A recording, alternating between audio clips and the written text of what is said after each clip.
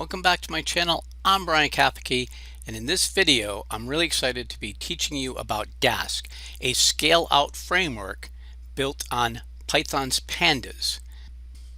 Please consider supporting me on Patreon, where you'll be part of my inner circle among the many benefits. So take a look at it, check it out, and I promise you it will be worth it. So let's start with a little bit of an introduction to what Dask is. Dask is a library you use in place of Pandas that switches the functions to ones that can scale out and run in parallel. In other words, when you hit a size constraint with Pandas, it doesn't fit all into memory, you hit a wall and you need to move on, and Dask is a really quick and easy way to move on and be able to support the larger data frames or Pandas arrays. And in fact, it even supports unstructured data. Now to get up and running is really easy. If you click this link, which is available, the code, the notebook here, and the data to go with it will be available. I'll put a link in the description, but this documentation shows you it's pretty much just conda install if you're using conda, or pip install if you're not, and I have an example of that also in the notebook. You can take a look. If you like me, I like to get books that kind of give me a beginning to end coverage of something if it's available, and many times it's not, but I did find this book which I like. I would recommend it. I bought it and I would buy it again, because it's got a nice introduction, really good conceptual explanations for things about Dask. It tells you pros, cons, etc. It's by Jesse C. Daniel, Data Science with Python and Dask. It's available on Amazon. It's it's pretty good. It's by Manning Press, and they do a lot of good books generally, so not surprising it's a good book. So kudos to the author. The only criticism I have is it's not as in-depth as I would like. It doesn't really cover the full API. I admit that would be a tall order, but I feel like the book could have been longer. It's a few hundred pages. I think it's under 300, and it could have been a little longer. It also spent a lot of time explaining, statistics and data science, statistical concepts about sampling and things, which, yes, you need it, but I really didn't buy the book to be a book about that. I bought this to just teach me how to use Dask. So I do feel like the author spent a little too much time on that. And the only other criticism that I would make is, in the beginning, I thought, okay, these are decent examples, only to find those exact same examples in the documentation, at least in the beginning part. But as it gets into it more, it does give you a better explanation and other examples. So what is Dask? Dask is a flexible library for parallel computing, as we talked about, in Python. And the key word is it's in Python. It's only Python. If you're doing R or Julia or any other language, you're not going to want to be using Dask. Simple as that. The Dask data frames don't need to fit in memory. Again, that's the cool thing. And also, Dask can scale out to multiple machines and multiple nodes and can leverage multiple CPUs and core right in a single machine, which is great. So this is really my takeaway as far as what I see Dask doing. Dask fills that sort of gap between when you're using Pandas data frames and you sort of hit the constraint. I can't move on. I can't fit this data frame in memory. And yes, you can do things like chunk sizing and stuff to get around that with Pandas. But when you hit that wall, I think Dask is really the best next step. Rather than just saying, well, let's scrap it and we'll go to Apache Spark, that's a tall order. That's not a small thing to just migrate to an entirely different platform. With Dask, you're really staying with the same sort of library, open source stuff that you know and love in Python. So it's a really good sort of next step. When you get beyond that level, that's when I think, okay, you're getting into like zettabytes or petabytes. Maybe Dask isn't the best library at that point. Maybe that's not the best platform. It's also very actively maintained. I always look at this with open source because sometimes it got abandoned 10 years ago and you're just starting new with it, and you're probably not going to find new features or support as things move on. So again, that's an important thing. And I really like the fact that you do like a pip or conda install, boom, you're up and running. You don't have to worry about anything else. You can start working immediately. Now, if you do want to scale out to multiple machines, then there's some more work to do. More on that later, because I have not tried that yet. One question I did have, and I went back on this just for you folks out there, will Dask spill data to disk if needed? In other words, I'm working on a local machine and I'm trying to bring in 20 terabytes of data, and it's more than I can fit on a single machine. Well, will Dask spill data and page in and out the data essentially to allow me to continue? And according to this blog post I found, because Dask itself, the documentation, doesn't seem to really answer it. It does intelligently dumping data to disk as needed if it has to. Of course, that will cause a lot of performance degradation, so you don't really generally want to do that. But sometimes maybe you want to put up with that a little bit if you can get your job done and it doesn't just crash. So good to know it will do that. Generally, the better solution is to scale out though to multiple machines. Another question that really occurred to me is like, is Dask really a lot like koalas? And actually it really is a lot like koalas. Koalas is a library I just did a video on, which allows you to take Pandas code and just run it on Spark without making many changes at all. Basically just swap out the library and you're good to go. And Dask does the same thing. The idea is you already know all the Pandas functions to do all the slicing and dicing and all that kind of data engineering you're used to. So if you could just swap out the library and go on your way, wouldn't that be great? Well, Dask does that to a point, and so does koalas. Between the two, I think koalas does a better job of covering the API and then transparently handling the difference in implementation on Spark versus Dask. Dask, as we'll see, we're going to hit a few glitches here and there where it doesn't support the Pandas API completely. And in the documentation, they acknowledge that. And just again, Dask is all Python. You're not using Apache Spark when you use Dask. You're just all doing it either on your own machine or using other machines. It can even support Kubernetes, but you're not using Apache Spark. As far as what is not supported, I couldn't find a definitive list that this isn't supported, that's not supported. So you'll have to play around a bit. I can say that it doesn't support things like the visual libraries that you get in Pandas, so you can't do any plotting or anything directly with Dask. So you will find certain sections that are missing, and there are some differences as well, just due to the platform difference. One is scale out. A few lessons I learned is when Dask returns a result, it's going to return it in the form of a Pandas data frame. Dask uses lazy execution, which Spark calls lazy evaluation, but really the same thing. You ask it to do things and it stores this sort of list of transformations you want to do, but it won't do them until you force it to do that. So in Spark they call that an action, in Dask they call it compute. So basically something that just forces Dask to do something. And like Spark, essentially what Dask is doing is building an ETL pipeline that it doesn't execute until it has to. And it keeps track of that pipeline so it can re-execute it as needed.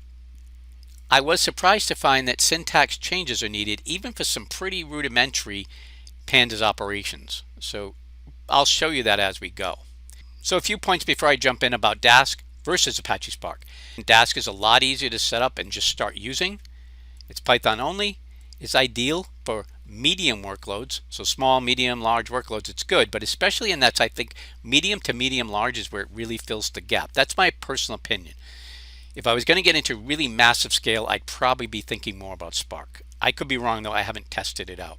Dask is general purpose, whereas Apache Spark is more SQL, ETL focused, data engineering. Remember, Dask is just a Python library, so it can integrate and cooperate with any number of other Python libraries. So maybe the best path is to start with your Pandas. If you have to upgrade, go to Dask. If that doesn't cut it anymore, go to Spark. However, if you are really looking at going cloud only and you just want to use everything be all on the cloud, whether it's Azure, GCP, or AWS, Databricks may be the better option simply because it's designed to work on the cloud, easily sets up your clusters and does the work, and you can coordinate that, and it's all got a visual GUI and stuff. So I would say that for that type of situation where you're really going to be only on the cloud, I'd probably look closer at Spark just for that reason. Some migration notes and what I followed in the code here. Be sure to change any Pandas module prefix, the PD, to DD for Dask data frame when we're using the data frame API. I also like to make sure that I can identify via the data frame name whether it's a Dask data frame or Pandas data frame, because more than likely I'm going to be kind of using them interchangeably throughout a notebook. Again, syntax changes may be required, maybe sooner than you think. So let's take a look here. If you're installing, it's pretty simple. Just say conda install Dask if you're using conda. If you're using pip, you can just do pip install and you got their Dask in brackets complete. So now we're going to do what I call the R test. The R test is when you see how far you can get in coding and trying it out before you get so aggravated you just go and you leave it behind and never want to go back. If we hit that point, then there will not be more videos on this. So let's see how it goes. First thing we're going to do is import our Pandas libraries that we know and love. So Pandas, PD, numpy, np, and matplotlib, plt. Then we'll bring in our Dask data frame, dd. And I want to show you that I did give you a file You'll get a file here, factinternetsales.csv. It's a sporting goods set of data that Microsoft gives for training sets, and I extracted it from their relational database SQL Server to provide a sample. One of the things we can do right off the bat is we can use tab complete on Dask, and when we do that, we get code completion here, right? So we put the tab, get to the end, and it tells us what functions we can use there. We can also do help and put the DD in because we've mapped that to the library, and it gives us help on Dask. And if we have a specific function, we can also just ask for help on that. So if you get beyond my video and you're saying, how do I do this? How do I do that? You do have help available right there. So we're going to start very simple. I'm going to do something in Pandas, and then I'm going to do the same thing in Dask to see how they work. Are they one for one? So here we're going to do PD read CSV, and I'm going to limit the rows to 2000. No problem. Let's try the same thing, this time though, using Dask. So you can see here, instead of PD, it's DD. We get an error, and admittedly, I was surprised to see so quickly we got an error. The nice thing about Dask, though, is it's pretty good about trapping these incompatibilities and telling you that it knows about it and how to get around it. So what it's telling us here is that n rows is not supported, that parameter is not recognized, but you can simulate the same thing by doing read CSV and just concatenating the head method onto it with the number of rows specified. So I'm going to do that, see if it works. I'm just going to run the same thing, but instead of the n rows, I'll say head and then n equal 2000, and that worked fine. Having said that, I decided after I went through all that work that this is Dask and we really should just use the full data frame. What's the point if we're going to limit it? It's not that big. I could go bigger, but this will give us a decent test. So we're going to just pull in the entire CSV file into a data frame, and I'm doing Control Enter just to run that code, and that works fine. So no more are we limiting the rows. Let's take a look at the data frame. And by the way, I don't think I specified exactly, but when I read in the data frame, DDF is for Dask data frame and then underscore, whereas PDF is Pandas data frame, so I can distinguish which data frame I'm looking at. When I display this, you'll notice that all I'm really getting is a schema. I'm getting how many petitions, column names, and the column types. That comes back to lazy execution. I haven't asked for it to do anything, and it won't unless I force it to. Interestingly, the head function is actually conjoined with another function called compute. So wherever in Dask data frames you use the head function to display a few rows, it's actually concatenating this method called compute, and then it's going to call head and give you what you want automatically. So it looks like it's working a lot like Pandas, but it's actually forcing execution. By doing DDF underscore sales head 3, I get 3 rows back, which would be just like you'd expect in Pandas. Now I want to get the full data frame for Pandas here, and I limited it to 2000. So I'm going to load the entire data frame here now, so we have apples to apples in comparison. A really nice thing in Dask is that once you do this data frame calculation, remember it's like an ETL pipeline, and it has to go through a lot of work to build that final product. You don't want to lose that, and if you don't do something to save it, Dask will keep going through rebuilding and rebuilding that pipeline, which is going to really cost you a lot in terms of time and performance. So what you can do instead is save it using a method or function called persist. So here we're going to say our data frame dot persist, and that will actually save it so that it doesn't have to keep recomputing it. What if we want to know a given data frame is a Pandas or a Dask data frame? We can use the type function, and that will tell us. Of course, our naming helps, but maybe we got something wrong or somebody didn't bother naming them in ways that make that clear. So here we can see PDF underscore sales, and there it is, Pandas core data frame. Same thing for Dask data frame, and we can see that it tells us it's a Dask data frame. Let's display, something I like to do is use D types, and then I'm going to limit this just to get a few rows back. I want to just see what the schema of the data frame looks like, and here I can get a few of the columns and data types, which is great. I'm going to do the same thing with my Dask data frame, so we can get the same thing here. So imagining we're going to get into some sort of exploratory data analysis and statistical computing, let's try some of those basic functions here. Again, we'll start with Pandas, and I'll use the describe function, but limit it to the sales amount. And this tests that the dot column name function actually works using that notation and the describe method. You can see that worked great. That's Pandas. We would expect that. Does the same thing work in Dask? It did, but again, we didn't force anything, right? We just called this method. What Dask is going to do is just tack that onto the pipeline and wait until you ask to see something. You may think, well, I asked to see these statistics, but you have to be pretty explicit with Dask. So if we tack on the compute method, that will force it to give us the result back. Dask is really just leveraging Pandas under the covers, but it's distributing multiple Pandas data frames when it's scaled out. So it's actually splitting up Pandas data frames and running them concurrently. Another way we could do that describe function where we did sales amount describe is we could just take the data frame sales amount describe and assign that to a new data frame, ddf underscore sales stats. And then whenever we want, we can just do the compute on that data frame. If we only wanted a single summary statistic like mean, we can do that just as easily, first here in Pandas, and then again here in Dask. One thing I noticed when I was looking at this though is the calculation has a different resolution in terms of the decimal points and what it calculates.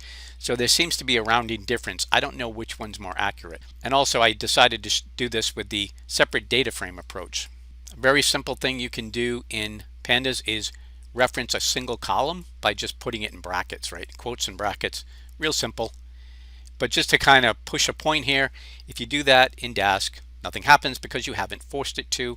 So make sure you use the compute, just like that. So we know the syntax here is supported. Let's try a little more advanced. We're going to use the filtering of PDF sales amount greater than 2,000, and then we'll just display 3 rows.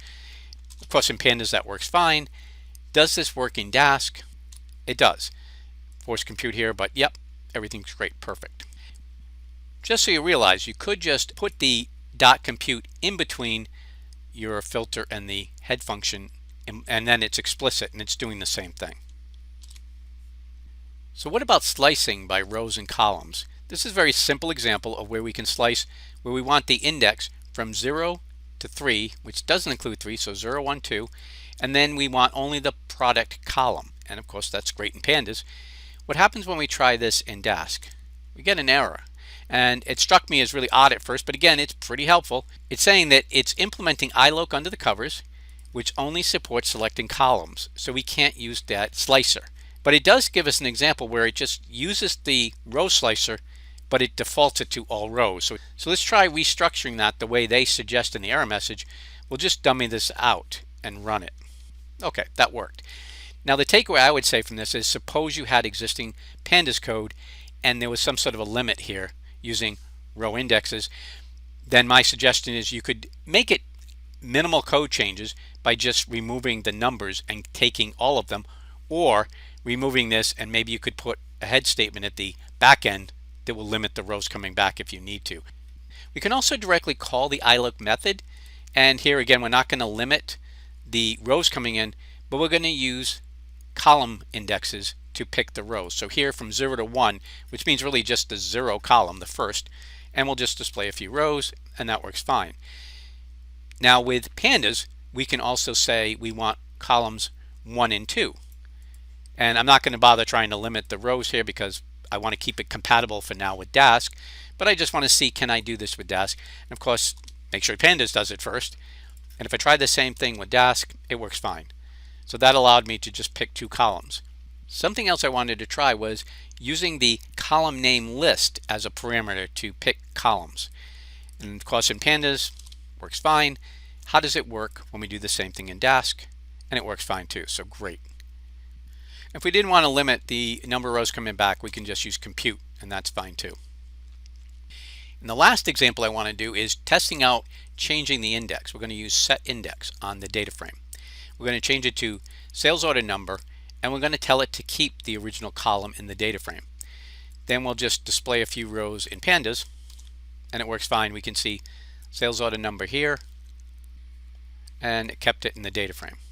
With Dask, the index is really critical because if it scales out and it's got multiple partitions that it's working with, the index defines the sort order, and that's going to have massive implications for how it performs and what it can do with the data. So you want to be really aware of what index you're using at any given point in time. So here we did the same thing and it worked great. So what are my takeaways from the R method of testing this? First, the Pandas syntax versus Dask had mixed results. I was not completely enamored with how it worked, but I think it was still satisfying enough that I would still go forward with it. But be aware that code changes will be needed. And some code changes may be because you're dealing with a scaled out platform, so it's not the same thing. This isn't your parents' Pandas library.